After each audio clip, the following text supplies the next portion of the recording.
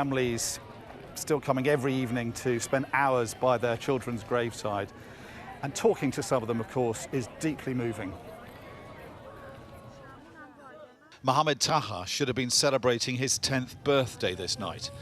Instead, his mother Khadija and family are by his grave mourning him.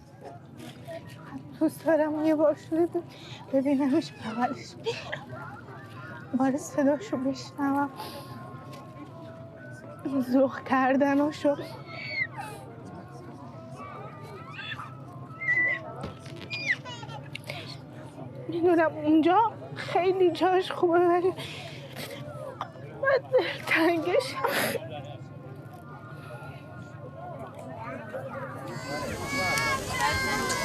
They made a cake for Mohammed.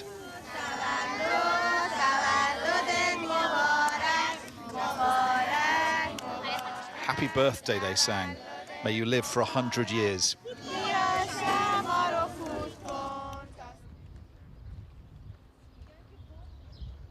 If there is an explanation for this atrocity, we haven't heard it yet. The evidence points to America. Iranians say these are pieces of US-made Tomahawk cruise missiles collected at the site. And we know America attacked several other places nearby that day.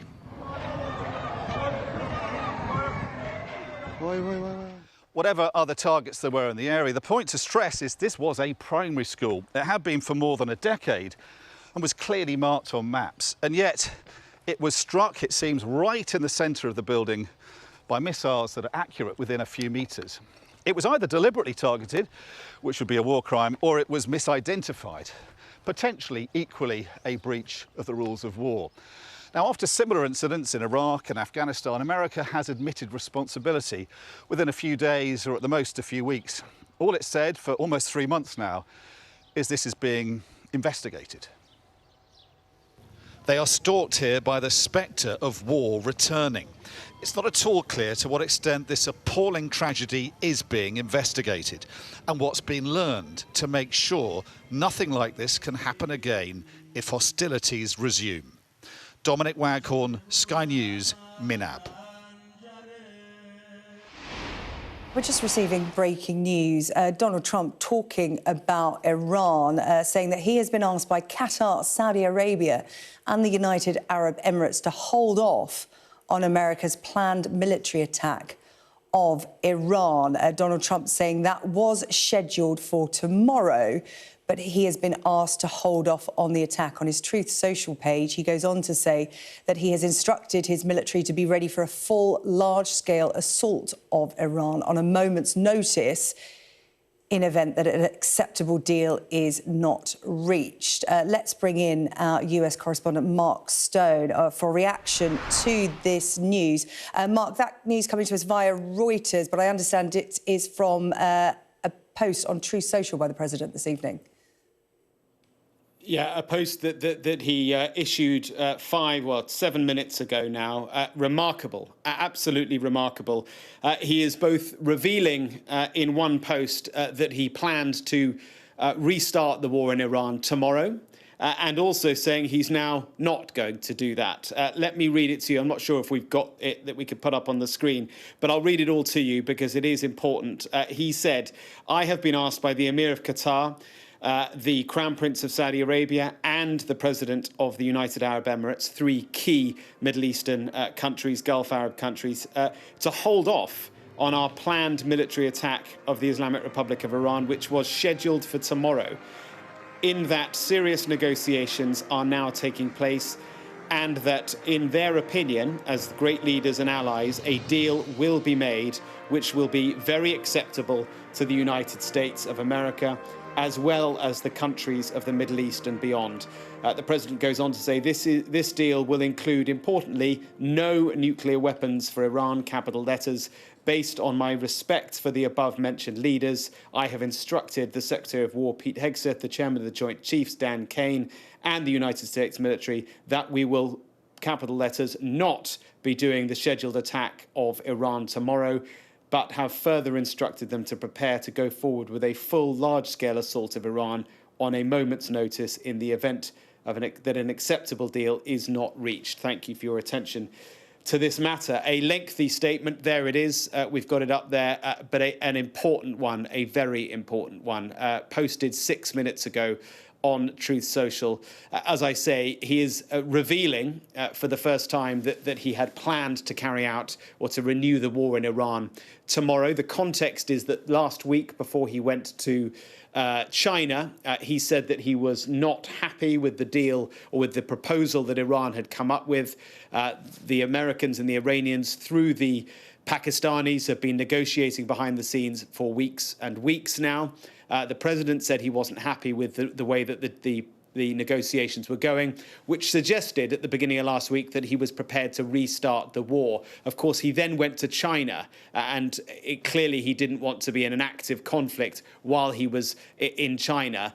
But the expectation was that after a meeting with his security chiefs, which was scheduled for tomorrow, and having had a phone call over the weekend with Benjamin Netanyahu, he was prepared to restart the war. But of course, the background, Sarah-Jane, is he doesn't want to restart the war. He's backed himself into a corner. The Iranians are holding firm with their position.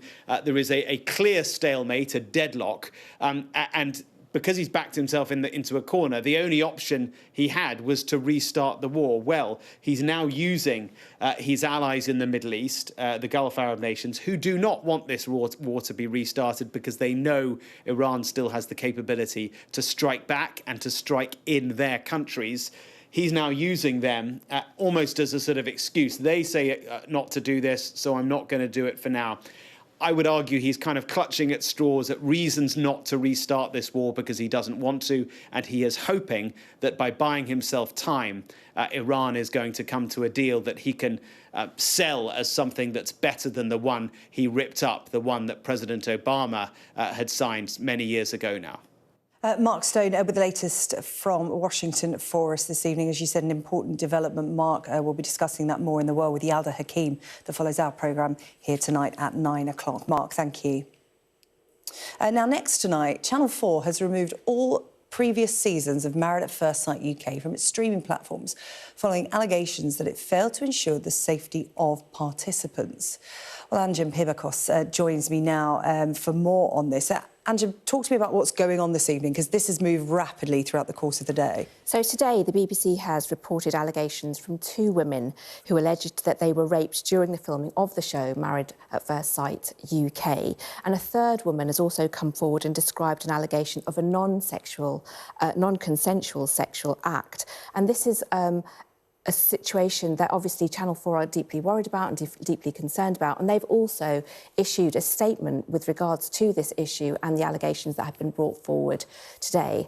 And they've said in April, Channel 4 was presented with serious allegations of wrongdoing against a small number of past contributors, allegations that we understand those contributors have denied. The channel is mindful of the privacy and continuing duty of care towards all contributors and cannot comment on or disclose details of those allegations. Related to those allegations, Channel 4 was asked to respond to claims of failures in welfare protocols. Channel 4 believes that when concerns related to contributor welfare were raised through existing welfare and production protocols, prompt and appropriate action was taken based on the information available at the time. Channel 4 strongly refutes any claim to the contrary. And what we know today is that they've announced that they've commissioned an external review of all of the processes and protocols with regards to contributor welfare in the series. OK, Anjem Pibakos, thank you. Channel 4 removing Married at First Sight UK from its streaming platforms while that investigation gets underway. Thank you. Let's return to politics now. We've heard today from the Prime Minister, Sir Keir Starmer, and the man that almost everyone seems to think is trying to take his job, the Manchester Mayor, Andy Burnham. A vote for me will be a vote to change Labour, because Labour needs to change if we're to regain people's trust. It'll be a vote to make life more affordable again, a vote to power up places, a vote to re-industrialise. This is the choice in this by-election. Do you want Makerfield and the North to stay on the same path it's been for the last 40 years? Or do you want a new path which brings the country back together and makes it work for everyone? I know why I'm standing. I know what I'm offering. I know what my party has offered in the past has simply not been good enough. I've said, I don't know how many times, that I'm not going to walk away. I feel very strongly that I must serve the people who voted me into office. Do I recognise that we've got to turn things around after those election results? Yes, of course I do. And obviously a lot of people in the Labour Party have been talking about what has to happen next. I recognise that. But it is really important, I think, for me at least, to remind myself, why am I in politics? I came in to serve my country. That's how we won the election. Well, let's bring in Sky's political correspondent Alex Rogers, who joins us now from Westminster. So after a frenetic week last week, Alex, where are we in this leadership race at the moment? Well, I think what we saw there, Sarah-Jane, was a real contrast between Andy Burnham and Keir Starmer. Andy Burnham sounds like a man who's gearing up for number 10. Keir Starmer sounds like a man ready to leave it, despite what he says, which is that he wants to fight the next election, not necessarily that he will. And that's the feeling of a lot of Labour MPs at the moment. I've been speaking to a couple of them. One of them said, the way this is all unfolded is all quite sad. Everyone is just in limbo where we know he is going, but we don't want to talk about it. And another said, I think a lot of my colleagues want to back a winner, but we don't know who that is. Starmer's allies are very much keen to stress that it's business as usual, that he's getting on with the job. Yvette Cooper, the Foreign Secretary, has been speaking to Labour MPs tonight, and she had this message for them. She told them, the way in which we debate matters. When it is being reported that the things Labour people are saying about each other are unprintable, I would just say, frankly, I don't care who you are in our party and what you think the answer is for the future. We treat each other with respect. And above all, we show respect to people across the country who rely on us to keep focusing on the things that matter most to them. So clearly the message coming from the heart of government is that Keir Starmer is getting on with the job of governing, but that looks increasingly fragile when you have Wes Streeting, the former Health Secretary, and now Andy Burnham openly going for his job. And many Labour MPs feel that they're simply in this holding pattern, waiting for the result of the Makerfield by-election, and that's ultimately is what's going to decide Keir Starmer's future. Alex, thank you. Well, our Deputy Political Editor, Sam Coates, has been taking a look at some exclusive polling of Labour members, which shows Andy Burnham is their clear favourite. We've got some exclusive polling that shows one candidate for PM is dead in the water. Let me show you. If there's a contest, this is the first choice of Labour members who get to decide. And you can see 31% want Keir Starmer to stay, but the biggest number, 47%, want Andy Burnham to become Prime Minister, Labour leader. 8% for Angela Rayner and just 4% for Wes Streeting. What if there's a head-to-head? Well, look at this. If Keir Starmer goes up against Andy Burnham, then 37% wants the Prime Minister to stay and 59% want Andy Burnham, so he wins in that contest. But what if it's Wes Streeting versus Andy Burnham? Well, look at this, decisive. Wes Streeting gets just 10% of Labour members, Andy Burnham gets 80%, an absolute landslide. Labour members, however, do want a change before the next election. Look at this, just 28% want Keir Starmer to fight the next election, as he was saying this week, whereas 33% want him to stand down at some time and 33% want him to stand down now or in the next few months. But what about the public, and who do they want to win the by-election in Makerfield? Well, 29% want Andy Burnham, 21% want the Reform candidate, 10% Green, 6% Tory and 5% Lib Dem. But what if you just ask northern voters who have a particular affinity for Andy Burnham? Well, then 37% want Andy Burnham to win that by-election against just 21% for Reform. That's a pretty big margin. So as it stands, Andy Burnham is in a great position with Labour members in the next few months. He just needs to win that Makerfield by-election.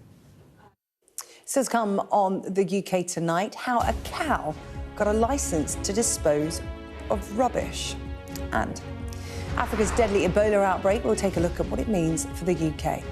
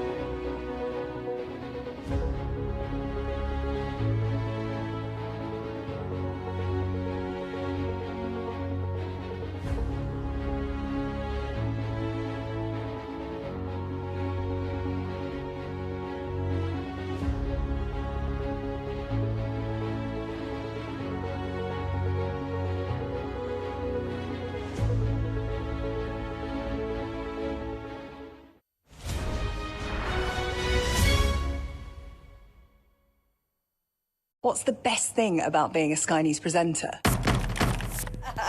Perfect.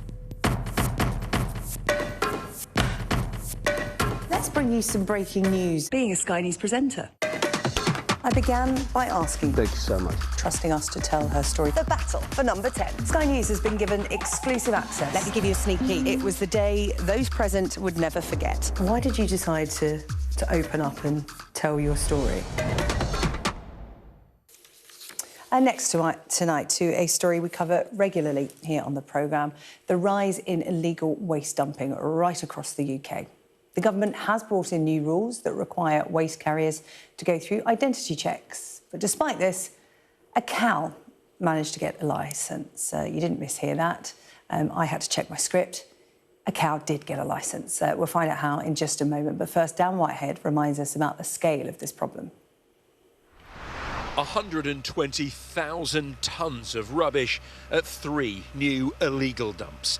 Sky News has uncovered the latest sites being investigated by the Environment Agency as it tries to take on the organised gangs behind them.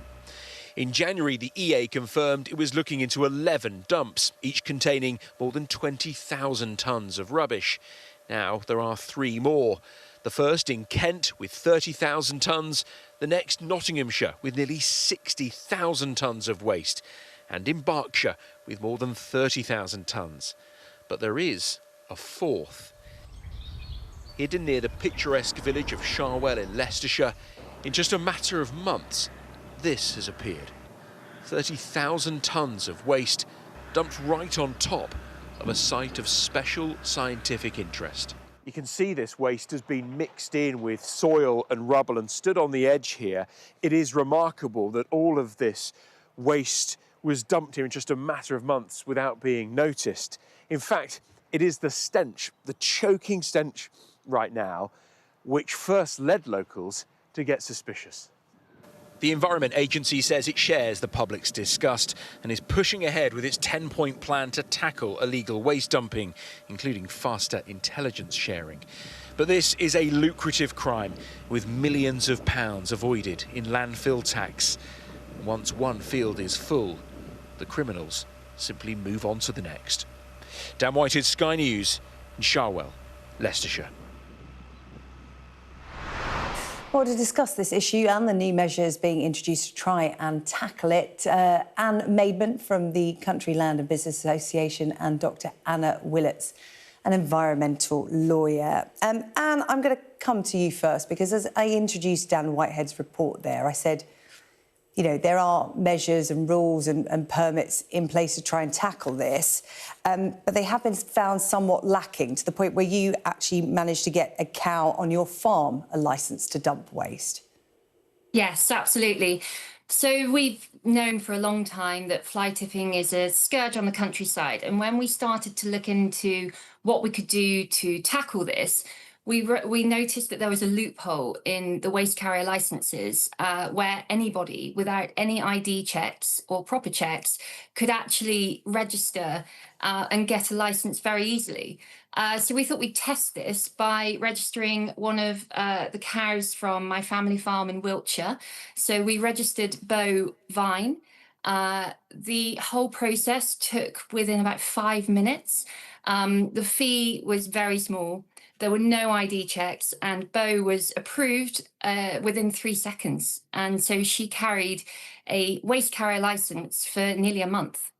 Beau Vine, I see what you did there. I'm going to bring in Dr Anna Willets because this is your area of expertise, sort of the practical application of waste management law, because there are laws, rules and regulations, licences in place. There is a framework, but it's not necessarily the laws or registering, it's the enforcement of these laws or the lack of. Yes, absolutely. And thank you for having me on this evening. Yes, I act for regulated waste industry, all of whom have permits or exemptions or licences, and it's exceptionally frustrating that other sectors of the industry don't and appear to get away with it. In my view, the legislation is adequate. There's a lot of legislation there. Believe me, I spend my days reading it and looking at it. It's the application of it, as you've rightly said, the enforcement and what actually happens on the ground and how it's used. Yeah, so talk to me, Dr Willets, about some of your clients, what they have said, because you know, the Environment Agency and the police will say, you know, we need the public to be our eyes and ears to report it when they see it. Well, the public have been reporting it for years. Sky News have been reporting about it for quite some time now, but it's just the lack of prompt action. Talk to me about some of the plights that your clients have found themselves in. Exactly. This is one of the frustrations. I often act for landowners who have these large-scale illegal deposits of waste on their land, and they do report it frequently. Hoadwood, the large site in Kent, I understand the public was reporting that on multiple occasions. The same at the site in Gloucestershire, over. Now, apparently that's been known about for 7 years. So that is frustration. Then my other issue is that I act for landowners who then are prosecuted for the offence happening on their land, and they then have to deal with the clean-up costs and potentially face criminal action for unknowingly permitting, is the phrase, it taking place on their land. Yeah, and talk to me about the situation that you face in your area, because Dr Willits there made a really good point. You know, a lot of this illegal waste, yes, it's being dumped in public spaces, but it's also been dumped on private land, and it is up to the landowner to then get rid of it, and that can run into the hundreds of thousands of pounds and upwards. Yeah, absolutely. And I think for most people, you might see maybe a bit of rubbish on the side of the verge or a number of bin bags, but actually it is a significant amount of illegal dumping on private land. And I think, you know, the images that you've shown in your report just demonstrate how much and how big the problem is. The challenge we've got is actually anything that happens on private land is the responsibility of that landowner to clear up. And the cost can run into tens of thousands, and there's the risk of contamination, issues with blocking access, and of course there's the animal welfare issue as well, because a lot of these fields are used by farmers to turn out their livestock, so it prohibits that too. So on the whole, it's a real challenge, not just for farmers and landowners, but actually for rural communities who are just trying to operate. Yeah, the victims essentially punished twice.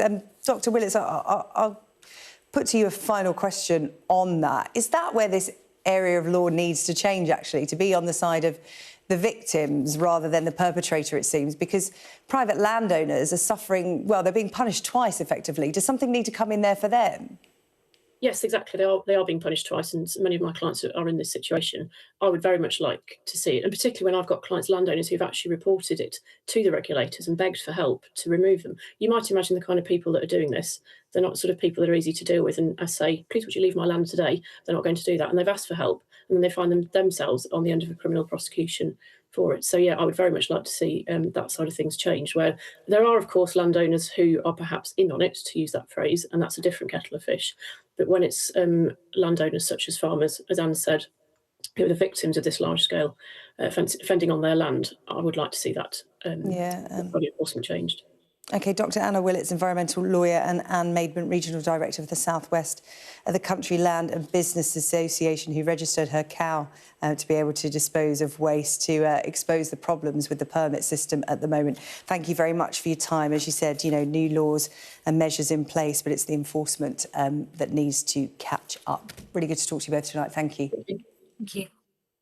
Still to come on the UK tonight, we'll take a look at what Africa's deadly Ebola outbreak may mean for the United Kingdom.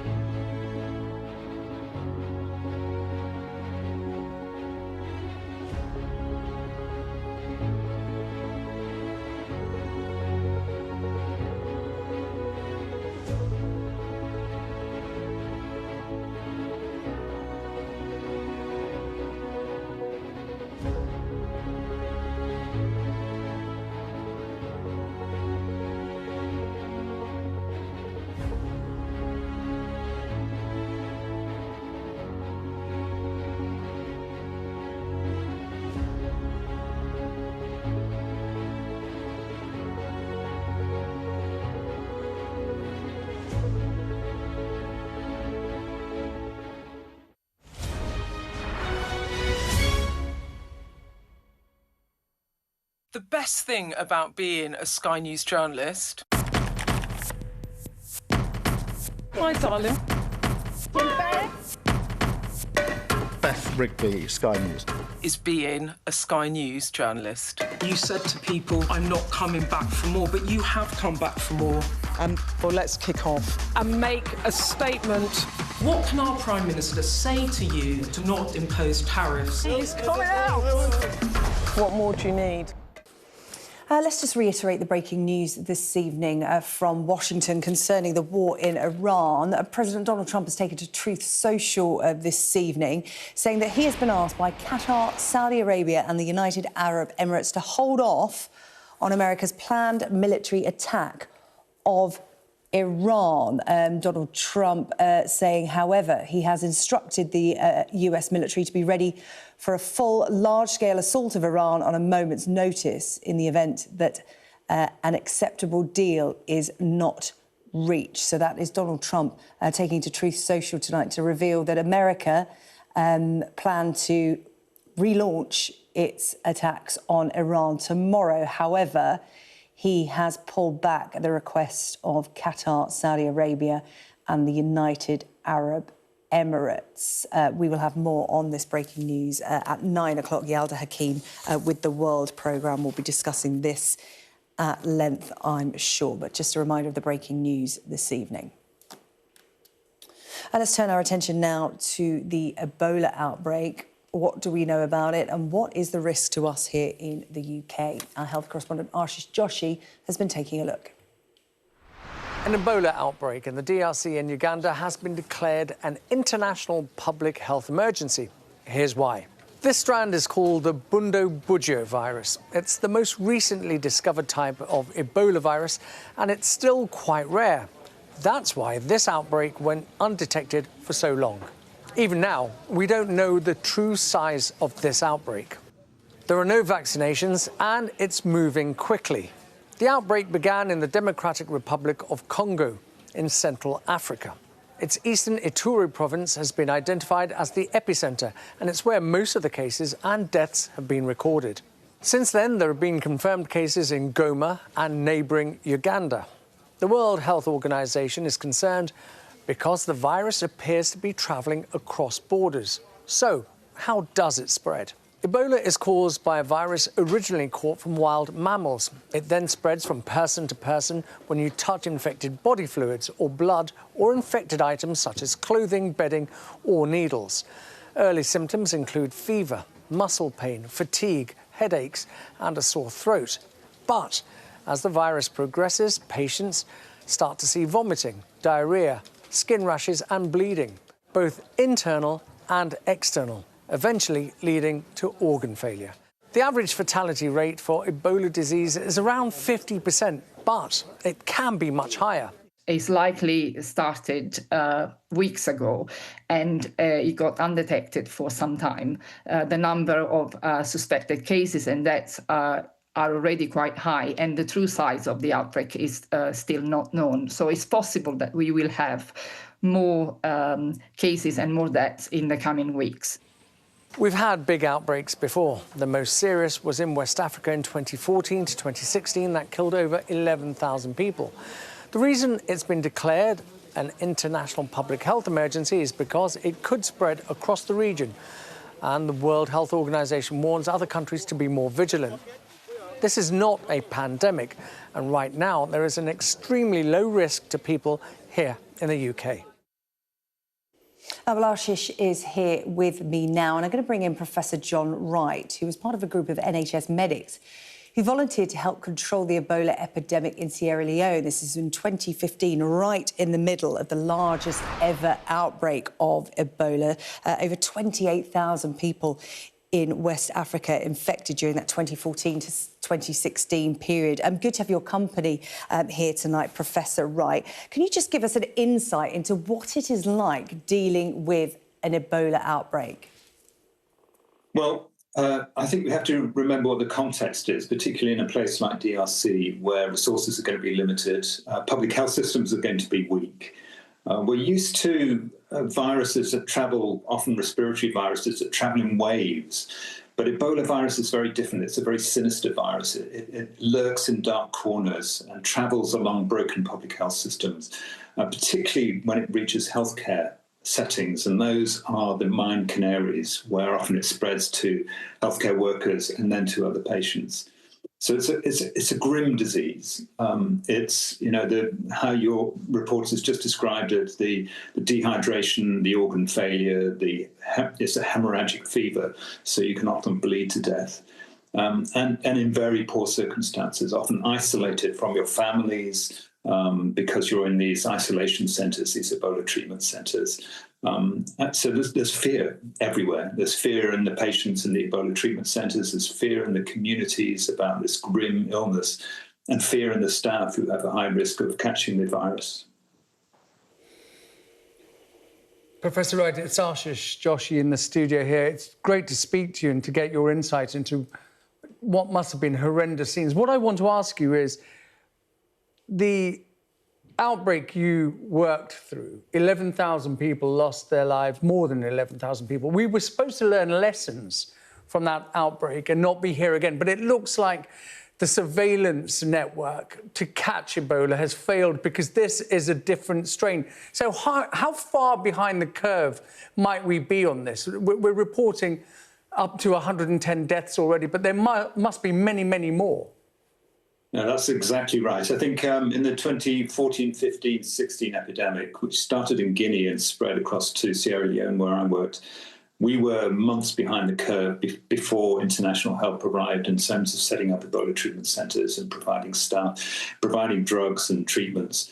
That was quite a critical period. You know, there was this sense that it was the first epidemic in West Africa, and of a scale that we hadn't really seen before, and a scale that potentially threatened other countries around the world. But it was also a lesson for us about how we could get better, as you say, how we could improve surveillance, improve diagnostic, vaccines that developed out of that time. The challenge in DRC, as you'll know, is it's a very poor country and it's conflict-ridden, and particularly in the northeast part where this is. The virus was first identified in 1976 in Zaire. Zaire, as it was at the time, Zaire Ebola is one of the variants of it. So this variant is a newish variant. And part of the reason why it's been slow in being detected is that we haven't had the diagnostic facilities to identify it.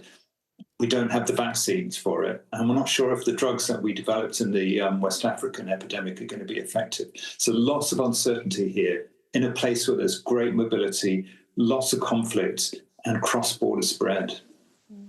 Professor, on that note, how worried are you about the spread? Because as Ashish just said, you know, there is fear that we're behind the curve on this already, given what you've mentioned there, civil war, the lack of protection. I mean, you know, you documented your experience in audio diaries in a book, Ebola Diaries, 6 Weeks to Save the World. You talk about your protective suit, your goggles, none of which is available to the general public in West Africa. So, you know, this is, as you said, a rare strain of Ebola with no vaccine. What are your fears about what happens next? Yeah, one of the interesting conclusions from the West African epidemic was how few international staff died. I mean, many caught the virus, but because we had good PPE, personal protective equipment, which, you know, we became used to during the COVID pandemic, and evacuation into high-income countries, the mortality rate was really low. But in local staff and doctors and nurses, it was high. I think over 500 doctors and nurses died in West Africa. And we had the privilege of, you know, we had the Royal Engineers building our Ebola treatment centres. We had helicopters bringing in equipment. In this remote part of DRC, you're not going to be able to get that access to the same level. And I think, you know, we should be really nervous about how deeply and how widely this is spread already to be picked up at this stage. Professor John Wright, Director of the Bradford Institute for Health Research and one of the NHS medics that volunteered in Sierra Leone to tackle the Ebola outbreak in 2014, spending 6 weeks there helping people. Thank you so much for your insight this evening here on the UK Tonight. We really appreciate it. Thank you. Ashish, while I've got you, I mean, we're not just talking about Ebola, we're also talking about hantavirus, another deadly virus. The cruise ship that was the site, the origin of this hantavirus has reached its final destination. So what can you tell us about the development of that particular story? As I said, you know, the World Health Organization today giving us updates on 2 deadly viruses. It's a good reminder that we live in an interconnected world where we don't know everything we should about viruses and how they spread and how they impact on global populations. The MV Hondius, the ship, the cruise ship that was sailing through the South Atlantic on its way to West Africa, it has now reached the port of Rotterdam, the biggest port in Europe. An SOS call went out, essentially saying, who will give safe port to this ship and the Dutch. Remember, the travel company that arranged this expedition from the South Antarctic was a company based in the Netherlands. So the Dutch port authority said, we will take the ship. 25 crew members were still on board the ship. A lot of the passengers disembarked in Tenerife, and then international passengers flew back with isolation protocols in place back to their various countries. 25 crew members on board. They stayed with the ship until it reached Rotterdam.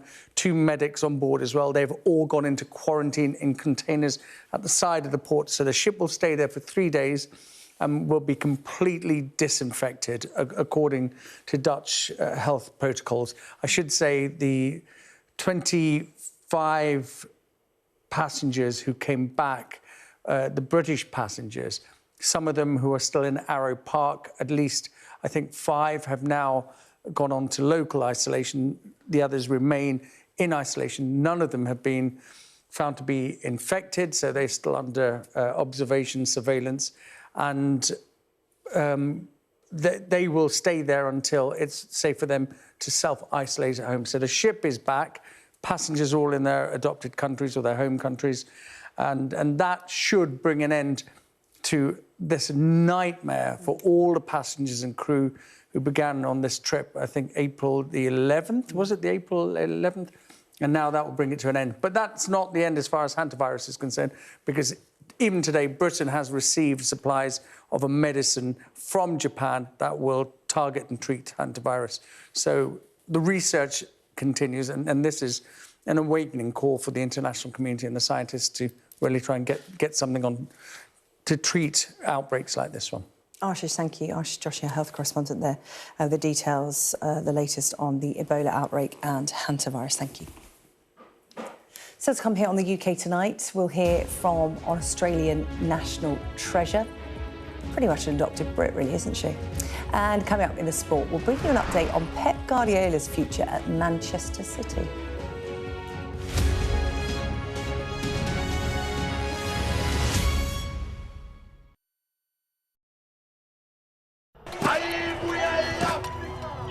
It's like a football final with only one team on the pitch.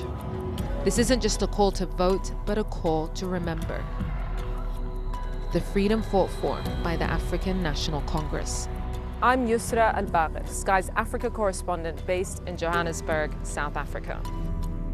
A cyclone and 2 burst dams wiped out hundreds of generational homes. This was the second dam that the floodwaters hit before it tore into Derna. We are in the heart of Nairobi, and we're watching as protesters were heavily tear gassed. The sheer fearlessness and persistence of these guys is astonishing. We help you understand the world with us. I remember going into the iconic Omdurman market in the heart of Sudan's capital for the first time since the war started. And this is what's left of it. Bullet holes through buildings, shelled balconies, bullet cases on the floor. I witnessed the complete destruction of a place linked to my childhood memories and the lives of millions of people. This is insane. This was a bustling residential area. So many friends who lived here. My most memorable interview was with a 15-year-old boy who'd survived being stranded on a migrant boat on its way from Senegal to the Canary Islands. After 13 days, our food, water and fuel supply ran out. I felt awe when we saw the mountain gorillas in Rwanda. They call him the king of the jungle. This is the alpha silverback. Sky News, get the full story first. Yusra Bagher, Sky News. I bet right now you often find yourself asking why. Why was a certain decision taken? Why did something happen? Why did they say or do that? I'm Neil Patterson, and it's my job as a journalist to find out why. Just explain why. It's a difficult one. Well, I mean, it's massive. It's a very, very severe situation. So if you want to make sense of this complicated world, Sky News' new podcast, This Is Why, is your daily fix. One story every day, and we can find out why together. Listen and follow wherever you get your podcasts. We're going to take a look at today's sports news with David. Mr. Garrido is here, and I'm going to throw a slight curveball at you. Some rumours swirling about Pep Guardiola and his future at Manchester City. Yes, so this has come from Oliver Holt, who's the chief sports writer of the Daily Mail. Now, I think it's worth saying at this point, he has this as his own exclusive.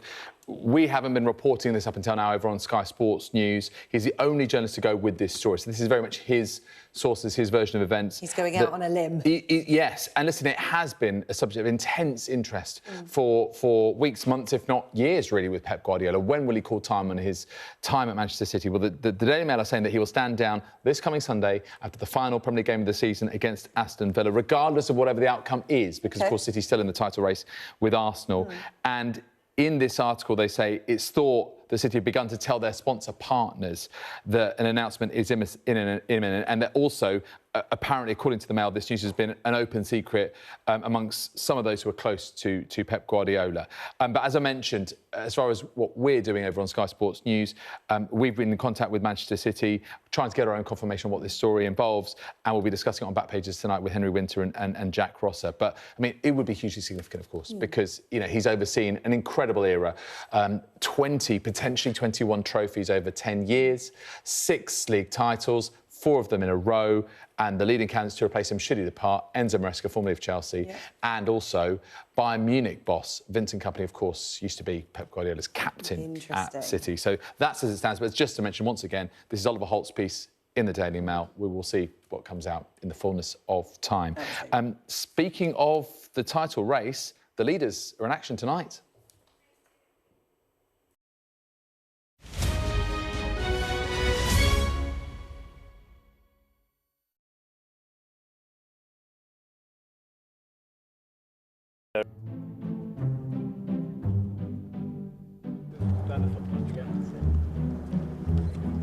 Our new offers are coming through the summer. Came down like last night, done the medical this morning, and delighted.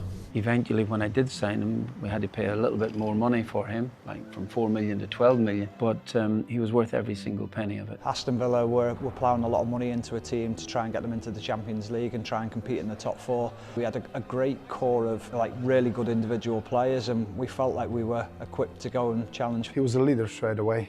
He was a big voice in the dressing room. They wanted me, and the hierarchy at Newcastle weren't too convinced in terms of their confidence about giving me a new contract. Kevin Keegan, I think the manager at the time, he was a fantastic player. I was loving my football in front of him and playing well. But you know, the people upstairs had other ideas at the moment, and that was the way it went.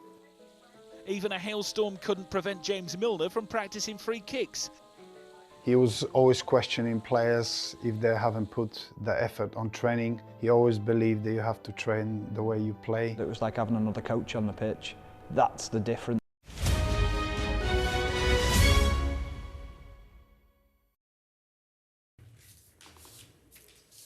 Now we're going to end the show tonight by hearing from an Australian national treasure. Kylie Minogue has been in London launching her new documentary that looks back on her life and career in pop music. Let's take a quick look. Don't be frightened. We didn't know if she's ever going to be well again. Just give me a little bit more. But I just wanted to be with my sister. Music kept us going. Kylie is this force. It's all outward, giving.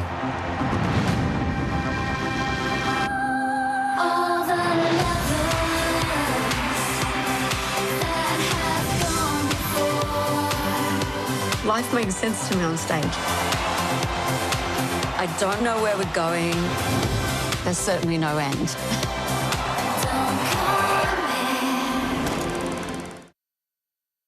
Oh, I tell you what, I've interviewed quite a few cool people, but Kylie has always been on my list, and Debbie is here, Debbie Ridgard, who's got to speak to her. Insanely jealous. No, I achieved it tonight, and I'm very, very happy. I'm not going to lie to you. Yeah, she's out celebrating her new three-piece documentary series for Netflix. It's out this Wednesday, actually, and it's talking all about her life as a musician as well as an actress. And actually, when I got to talk to her, she was really focusing on the fact that, you know, being in such a male-dominated pop industry at that time was quite difficult for her. So I asked her what's it like kind of reflecting on that moment in time. It is alarming watching it back. Like, I know I lived through that, but seeing some of those moments, and you know, early on, and even not that many years ago, it was still like, first I was having to kind of fight for my own space as a kid starting out, and then more recently have to kind of defend my space as a more mature woman in the industry. So it's ever evolving, but yeah, it's I've found that a lot of like millennials who have seen the documentary, they're livid. They're like, what? That was I'm like, yeah, that's kind of the tip of the iceberg on some of it. So, yeah, hopefully it will show that wasn't really cool and how far we've come. One thing that you are known for as well, for a lot of women, not only with your music and with your acting, is of course your journey with breast cancer as well. And having the Minogue effect is something that must be a beautiful thing to hear, of you getting to speak about a very personal moment in your life, and it having a big impact. Were you expecting that to happen when you first spoke out? Oh, no, I was not thinking. Those thoughts were so far from what was happening in my world at that time, but it meant a lot to me. It still means a lot to me, and I hope it continues to speak to mostly women, but men as well, that, yeah, to be health aware, and that, like, I know in my very dark moments that I needed things to kind of hold on to, and if I've done that for someone else, then I'm very, very touched by that.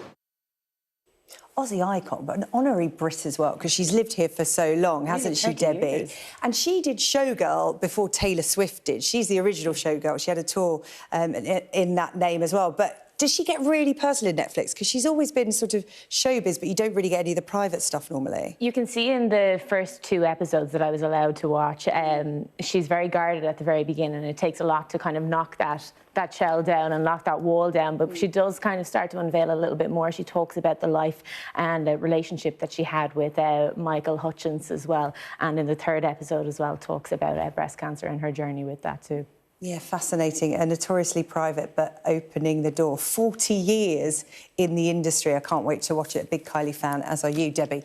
So great to talk about her on the show tonight. Thanks, Debbie. Debbie Ridgard there talking to Kylie. You can see more of it on our website, skynews.com. I'll see you tomorrow night at 8. What's the best thing about being a Sky News presenter? Perfect. Let's bring you some breaking news. Being a Sky News presenter. I began by asking... Thank you so much. ...trusting us to tell her story. The battle for number 10. Sky News has been given exclusive access. Let me give you a sneak peek. It was the day those present would never forget. Why did you decide to open up and tell your story?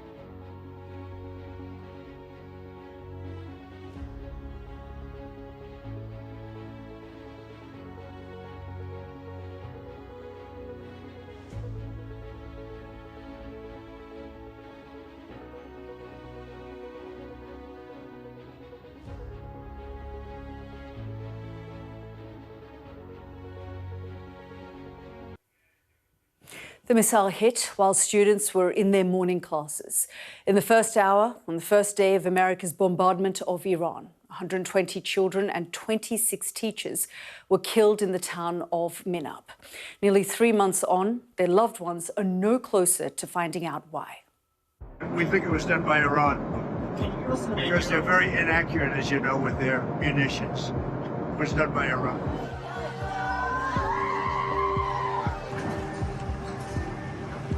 I am the voice of all the mothers who sent their children to school, believing they would be safe.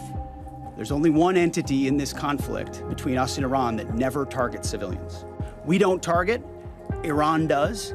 We will investigate, and we'll get to the truth, and we'll share it when we have it. Whatever the report shows, I'm willing to live with that report. The truth must be brought to light, and Israel and the United States, who are the cause of this suffering, must be held accountable, not for revenge, but for justice.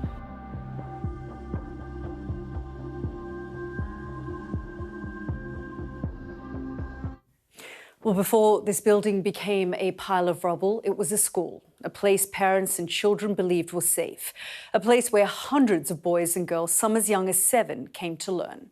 Then, on the morning of February 28th, the missile struck. What survivors describe happened next is deeply distressing. The scenes are difficult to hear, but it's important you do hear them from the children who survived and from the parents who now spend their nights beside their children's graves. Because months on, the Pentagon says its investigation is still underway. Well, our international affairs editor, Dominic Waghorn, and his team are the first international journalists to report from Minab since the attack. Dom, thank you so much for joining us. Over to you.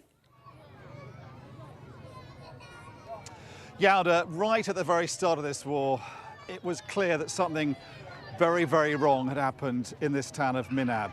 At least 2 cruise missiles slammed into the town's primary school in the middle of the morning, killing 150 people, at least 120 of them, at least, children. We are, as you say, the first journalists from outside Iran allowed to come here. In the last few days, we've been gathering the testimony of parents, of teachers, of children and of bystanders on that terrible day. This town is deeply traumatized by the unspeakable carnage and horrors of that day, racked with grief, but also demanding answers.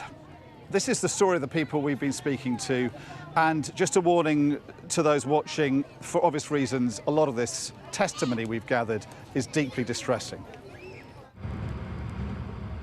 Dawn, deep in the south of Iran. We're reaching the end of a 4-day journey. Heading for a place now infamous in the story of this war. As we enter the town of Minab, there are reminders everywhere of its terrible tragedy. We've come to the primary school that was hit on the first day of the conflict by precision-guided American missiles. We're the first journalists from outside of Iran to film here since the attack. There are still so many unanswered questions about what happened here. We meet brothers Fazl and Reza, who rushed to help after the missiles came in. We were faced with an unbelievably horrifying scene. There were pieces of bodies everywhere. Hands, heads, a child's torso without limbs, all burned. All of this area was full of body parts. We were terrified and in shock. We were wondering if we were in a nightmare or awake and couldn't believe what we were seeing.